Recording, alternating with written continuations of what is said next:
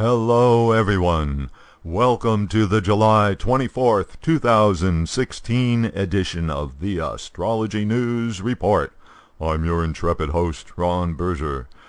In this segment, we'll take a look at the upcoming planetary patterns and predictions, what's on the celestial agenda for July 24th to July 31st and beyond.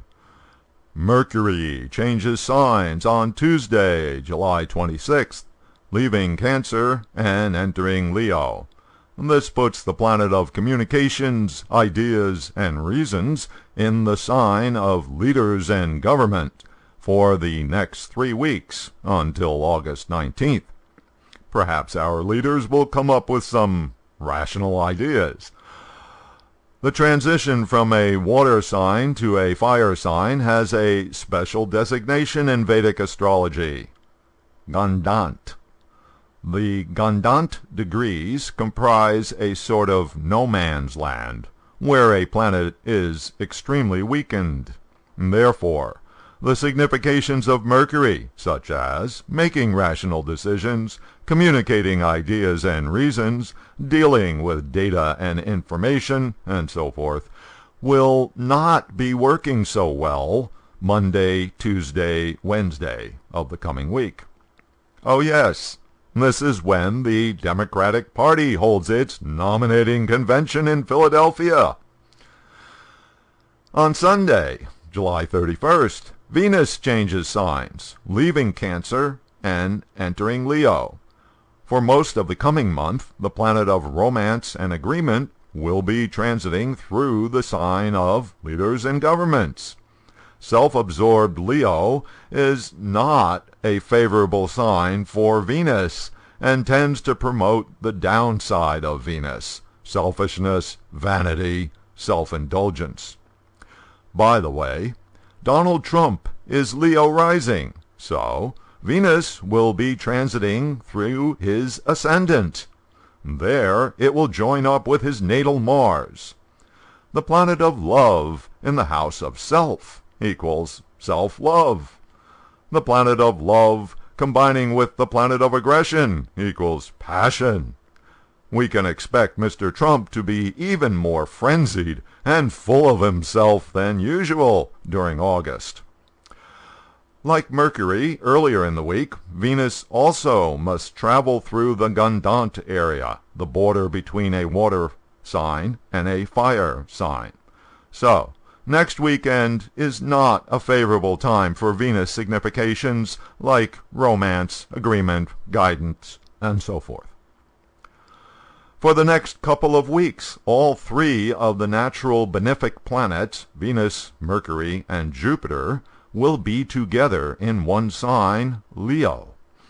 Although having the three benefic planets clumped together in a sign might sound like a good thing, it does create an imbalance in the zodiac.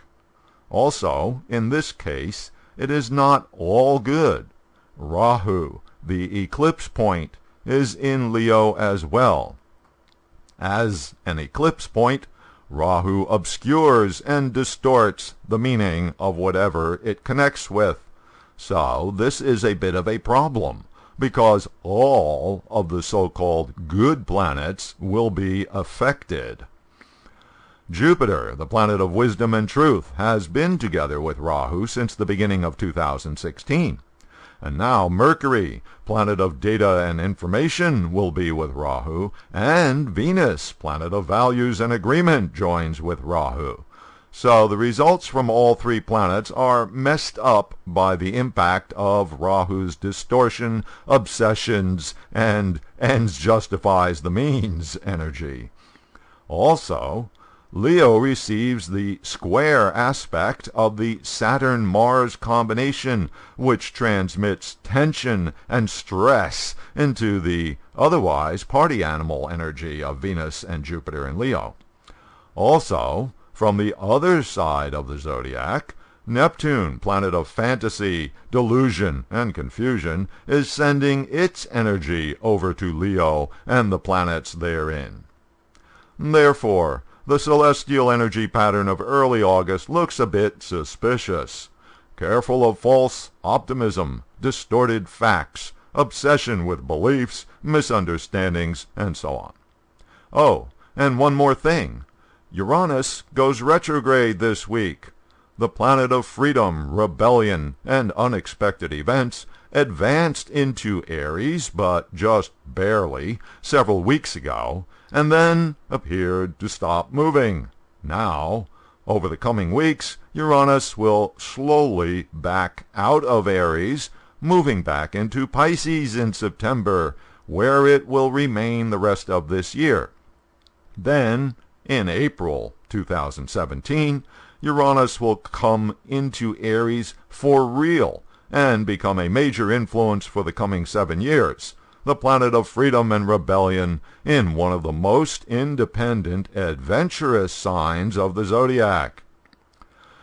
Lately, the planet of freedom and rebellion has been giving us a preview of its new colors with all sorts of violence and unexpected events, but has simultaneously been a bit weak because this part of the zodiac is another Gundant area, the border between a fire sign and a water sign.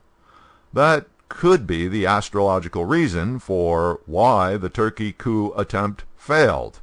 So, all you rebels out there, next year will be better for you. Okay, that's it for this week. Thanks for visiting astrologynewsreport.com. I'll be posting updates during the week on Twitter @AstroNewsReport.